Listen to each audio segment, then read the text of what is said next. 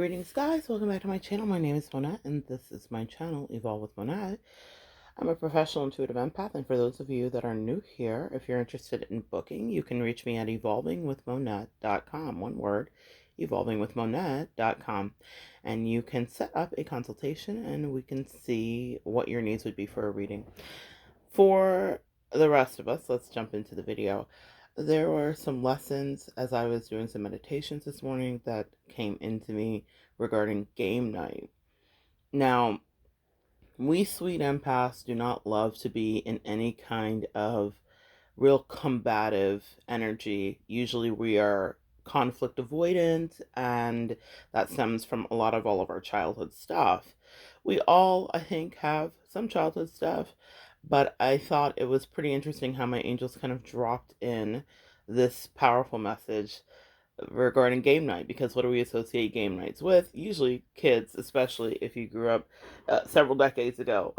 Games, board games, things like that were the way that we would entertain ourselves with our family, or entertain ourselves with our siblings or our cousins or our friends, right? When they would come over. I had an experience where I played a game night with some people that were like family with me. And I've always been incredibly docile and very loving and supporting of the kiddos that were in that familial unit. I adored them. And the person had never really played any games with me, so they did not know what what I was like during games. And I know you're thinking, like, well, what are you like? Well, what is important to know is I have a lot of random trivia stuffed in this head. And because I did play board games growing up, so Trivial Pursuit, if you played that, you remember, there are a lot of fun facts that we just get crammed into our head. And so I really play to win, whatever game it is, but it's not something that I advertise, right? Because it's not my best feature, or so I thought. The lesson is this: don't let everybody know what you're capable of, okay? Because it may come in handy in a fight. And I don't mean an actual scrapperoni, I'm so dating myself here. I'm thinking of what is it? The Sharks and the whatever, the Sharks and the Jets. I'm thinking of West Side Story. We're not going to be dancing and swinging our, like, plastic knives at each other. I don't mean that kind of fight. I don't mean a gunfight. I mean a fight of wits, an intellectual fight, a battle of sorts. Now, you know what they say, only the strongest survive. I was watching a bird documentary last night because life, and I was winding down and I try to take in nature. So weirdly, I watch those YouTube wilderness things where they like build a whole city but with their bare hands, or someone bushcraft is something I really enjoy, where they're building a camping place in an igloo and a tent in the snow out in Siberia or whatever, or nature. So those are some of the things, if I'm not listening to anything else on my phone, any app to calm down, that's what I'm watching. So I was watching that, and there was a series on killer queens, and it was about these birds that are called the secretary birds, and they have beautiful eyelashes, and that's what caught me, because y'all, I love a good eyelash.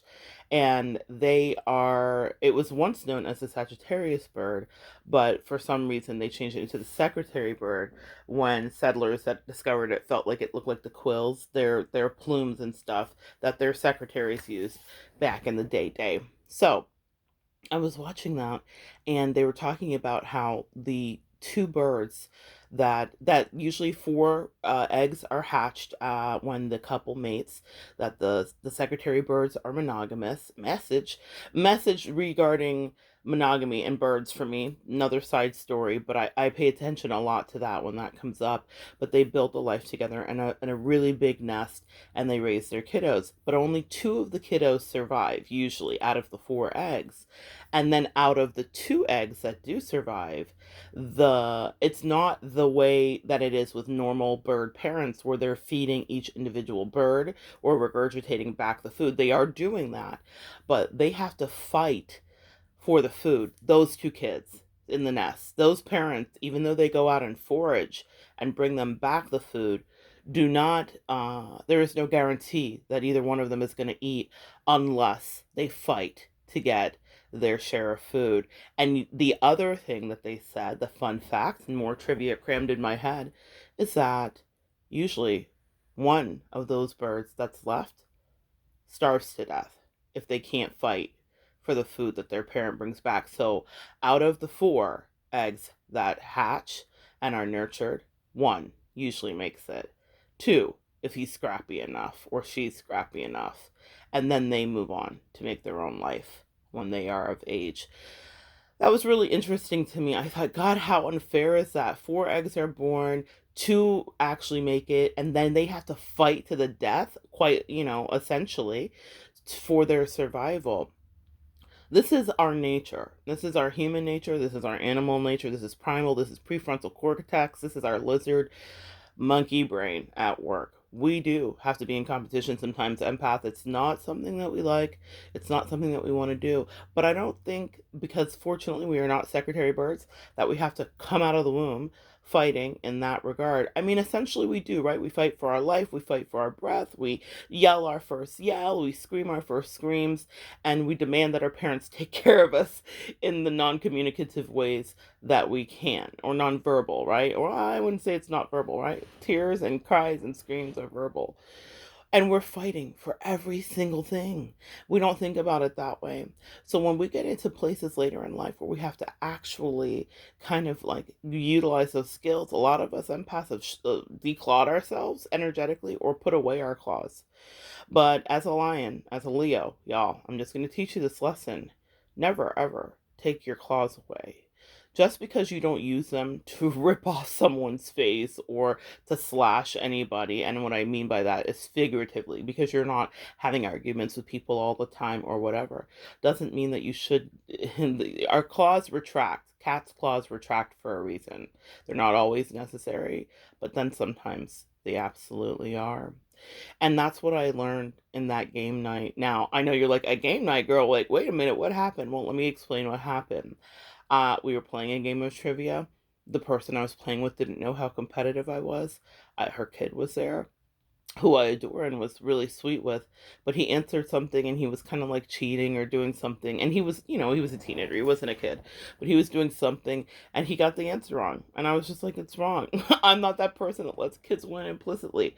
So her sister said something, and I was weirdly responsive to it. And I was like, well, didn't you know that it was this? And we laughed about it later because she said to me, you like almost took off my kid's head. I've never seen you like that. And then with my sister, you were so assured, even smug. I've never seen you like that.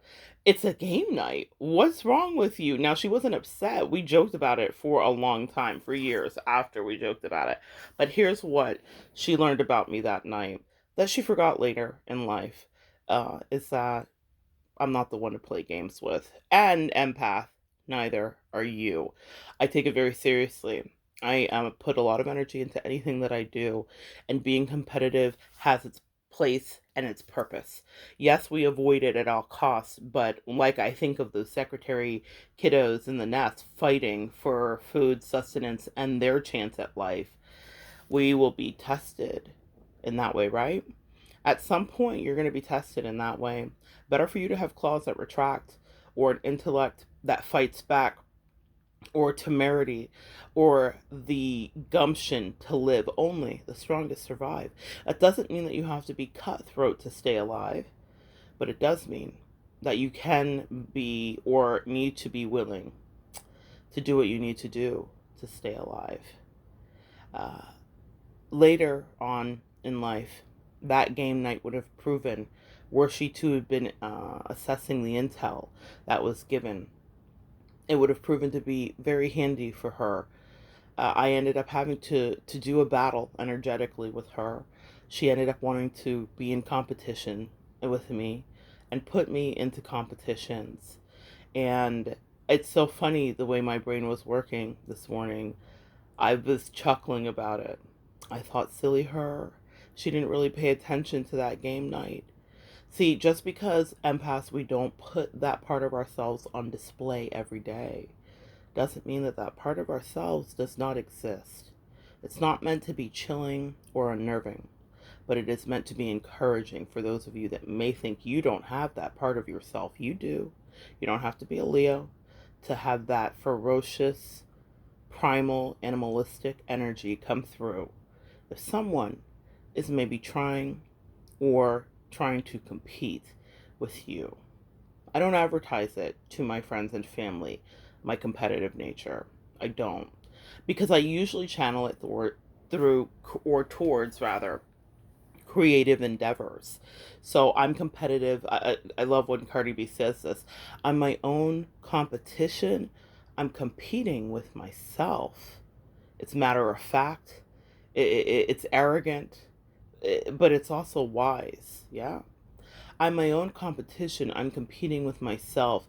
I remember Oprah talking about that in the years when she was up against Phil Donahue and Sally Jesse Raphael, for those of you who remember, and Ricky Lake, it was, and Jerry Springer. It was the wars. And she said, I looked around, I saw the ratings, and I realized that I needed to create my own lane. And did she not create her own lane? And she said, I decided not to compete to be in the ratings game. And then one by one, she beat out all of the competition, not because she was trying to run to keep up with them. It was very much the tortoise and the hare. It's because she did her own thing, she created her own place, and she competed with herself. She figured out ways to best and top herself. And one by one, each one of those hosts that I mentioned sat on her show at the end of theirs and talked about their experience. That's the kind of energy that I want you to have. Big cat energy. Not Carol Baskins. Big cat energy. Big energy. Okay? We could talk about what kind of big energy it is. You fill in the blank for what kind of big you want to be. But that is the competition that needs to reside in thee. You need to be competing with yourself, not with other people. Now, the reason that this comes in handy is because you will be put into a test where you do have to be in competition with somebody else at some point. And I'm not talking about love triangles and all of that BS. Y'all, please hear me out. You don't compete if you don't compare. It is our natural primal instinct to want to be in that competition if someone puts us there, even if it's unbeknownst to us, because we are that. We are naturally people that will fight. But then you have to ask, look at who might be triangulating you, message, and see, are they worthy of the fight? Are they worth anything? Do they hold any value? Do they value and esteem you? And then look at whoever they're comparing you to. Come on, y'all. Come on, y'all. That's a whole message for somebody. That's a separate message for somebody. If you know that you are not that other person, it's not about being better than, but I do think it's good to have self esteem. But if you know that that other person is not comparable, then don't be in the fight. Resist your instincts there. That's not a good use of your magical energy, of that big cat energy. It's not. But you will need it maybe in a job setting, not to fight people and be undercutting. We've all seen people operate out of low vibrational energy. When I go into competition, I assess it like a general and a strategist. I figure out what the weaknesses are around me. I assess my own weaknesses first and my own strengths, and I find out where I can get through or maybe conquer a situation. And if I don't think that I can do it, it's not that I don't attempt it, then I study more before I launch into it. All of these things will come in handy. Have you ever seen a lion hunt? Do you ever see a big cat stalk its prey? I might connect a video that I found on the internet, because I love the animal videos, where a big cat is stalking a hiker through the mountains. It's a hiker. Maybe he wanted to eat it. Maybe he didn't. Maybe he wanted to play. But instinctively, he went into a predatory stance of, I will hunch down, I will get low, I will study the subject. And I will try not to let the subject know I'm studying it. And if it does know, I don't care. I'm not being shook or shaken off of my path. You have to sometimes get into that mind frame and mindset when you're in a battle. You will have to do it, empath. I know you don't like it, mama. I know you don't like it, divine masculine, if you're here. But I will tell you that you have to approach those battles and you have to do it without fear. And that's why it is said, to thine own self be true. What do you know about you that makes you good in a fight, that makes you good in a moment when things don't seem to be going right? What makes you powerful? Every single one of us, even the most meek of empaths, has an extraordinary power of what? Perception, intuition, and empathy. That is a powerful tool in a competition, because not to feel sorry for your opponent. I had no feelings for that person's sister or her son, who I adored. Didn't care. I was there to win. I don't let everybody see that side of me. And I think it's wise to maybe keep that held within. Because in a moment when someone comes up against you, then it makes you a more formidable opponent.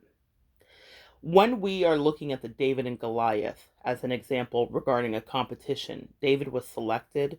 He was overlooked when he was gone. When they selected him, they asked about that man's sons, all of his sons, and they said, "But don't you have one more that's a shepherd boy?" Yeah, he's out in the field. He doesn't matter. He was puny comparative to the other boys, and also comparative to the king whose armor they tried to put him in. And David shirked the armor and said, "No, I'll just do this my own way." He looked at Goliath and he sized him up. And for whatever reason, he understood what his strength was versus what Goliath's weakness was. Goliath was not agile. Goliath could not move quickly. Goliath had giantism, or that body, no, it's not body dysmorphia, but dysmorphic growth syndrome. Malcolm Gladwell has studied and actually written a book about this, and I did read it. And so the thing that was intimidating about Goliath was also his greatest weakness. Empaths, that's a message. The thing that is intimidating about your opponent is also their greatest weakness. That's what you need to understand. Goliath couldn't move quickly, didn't have really good vision, didn't really have the ability, and had a lot of pain in his body. So he lumbered, yeah? David was small, he was agile, he was quick. His vision was 20/20. He was a teenager at the time. And once he shed the heavy weight of Saul, I believe it's King Saul's armor, because it didn't fit him, because he was still a boy essentially.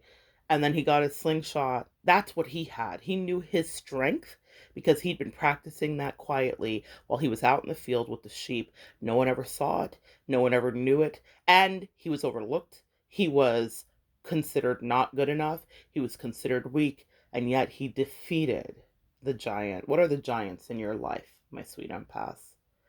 Don't let everybody see you practicing out in the field as you throw those rocks. You're not throwing rocks and hiding your hands. That's for the people you might compete with that are playing games, mind games, that think it's funny.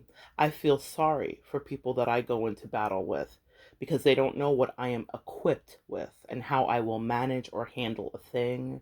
They come up against me thinking, "Sweet empath, she's been a pushover, she's been a doormat. This is in the bag." And then they realize, in fact, it is not. And I best them most of the time. Okay, I won't say every, because I don't think we ever win every battle, right? But if I put in the tenacity and I have an energetic connection to that, that's another superpower of yours, empath, then I will win. And I want you to have that confidence. People have gravely underestimated me, and it has been to their incredible detriment, because I have stamina in a way that they have never seen me present. I don't let everybody know what I can do. And I think the same should be true for you, or I'm hoping, okay, that the same is true for you. Whoever heard this message needed to hear it. But do not run away from battle. Do not fear it. You need to practice your skill set before you're ever called into that moment, because in that moment, things can go awry. You can get distracted, empath, you might want to cry, but then get up on your haunches, or maybe get real low and go into battle, and essentially let your opponent know, "I'm not the one. Coming against me in whatever capacity might be one of your biggest mistakes." Not because you're violent, because that's not what we're talking about. I'm talking about wit and strategy here. But because you are thorough and you've assessed a situation from many angles that other people would never even do. The next time they want to go into battle, the next time they want to be in competition, it probably won't be with you. That's another final lesson. One, you've proven what you've had to prove. And only do that, only do it when you need to. One of my favorite quotes is, it's better to be a warrior in the garden than a gardener in the war. Think about that. People often see us in our garden and they don't know that the warrior is underneath. That's okay. But when I go into battle, I'm not just picking flowers. I'm going to get graphic here, y'all. Figuratively speaking, I'm plucking the parts of my enemy away from their esoteric and energetic field, right? In battle, in an actual battle, it would be taking some kind of trophy sometimes from the person that you vanquished. Energetically, I take things. If I have to go into battle with you, I learn from my opponent. Lil Wayne, one of my favorites rappers, not in any other capacity, y'all. He's a hot mess socially, but he is prolific. And he has a song where he says, "Show me my opponent, show me my opponent." And to you, that may not sound like anything, but on the second round, he puts in a mouth guard because he's so committed to his craft. So the first thing sounds like this: "Show me my opponent." And then the second time he says it, it sounds like this: "Show me my opponent," because he's letting you know I'm ready for the fight. Okay? He says his form is so rare. Empath, your form is so rare. Sometimes you got to put it in the mouth guard, figuratively speaking, and let them know you don't care. Show me my opponent. When you are dealing with your opponent, they will have skill sets that are useful to you. Every narcissist that I've had to battle, every shady friend, every lecherous person, every violator of my energetic space, physical space, sexual space, I've taken something from that battle. I never leave without ascertaining a piece of whatever their power is. From one of my first long-term female narcissists, I learned deflection. From another one, I learned how to fight. She grew up with a bunch of sisters, and she was so argumentative. As narcissists will be, they'll bait you into that, and there's tons of videos on here for you guys. I'm sure you've watched a few. But after I extracted myself from her, I knew exactly what to do. And when she would try to rehoover me, she would tell me, "God, you're so difficult now." And it's because I learned something. She didn't know it. But in my mind, I was thinking, I learned from you. In this last battle, I learned a few things too. In each battle, angels and ancestors came through. This is not me on my own. I had people at my back. I want you to understand that. But what I want, and when I say people, I mean energies that loved me, that supported me and guided me and whispered to me and gave me dreams and insight and strategy. That's why it's important to be spiritually grounded. But in each one of those battles, every one of those opponents underestimated me. They thought I was jelly soft and that I would be easy to vanquish. And I gave them the fight of their life. They'll never forget it. Each one of them, even the narcissists that have tried to rehoover me, have been like, "I can't forget you." Be unforgettable, empath. And you are unforgettable when you're unsuspecting. Whether they want to scrub me from their brain or not. Because when I go into battle with you, and when you go into battle with people, once you figured out what your strengths and weaknesses are, it's something that they'll never forget because you teach lessons in battle. That happens to be my forte. I am a teacher. So even in a battle, I'm a teacher. Even in that moment, it's not like I'm like, "Can you hold your sword like this and slice to the left?" But when they step away from it, they'll be like, "Wow, it's a master class." That's my aim in anything I do. Not because I'm so good at it. Trust me, it took a lot of fumbles and a lot of times to be beaten until you realize that, in fact, energetically, the strongest survive. It's much easier to survive when you have ancestors and angels at your back. That's my secret weapon. But also, it's my own inclination to protect and then attack if I have to. We don't do it on purpose. Better to be a gardener You know, a warrior in the garden than a gardener in the war. It's very Asian philosophy. We don't fight because we want to. We fight when we need to, and we never exert our full strength unless it's absolutely necessary, because you will be spent. It costs something. So that's what I wanted to teach you guys today. That was a download that came my way after some meditation. You are warriors, empath. You are powerful strategists. Let them underestimate you. Let them think that they've got this. They don't. That's your message. I love you guys. Come back and join me next time. We'll continue to evolve together.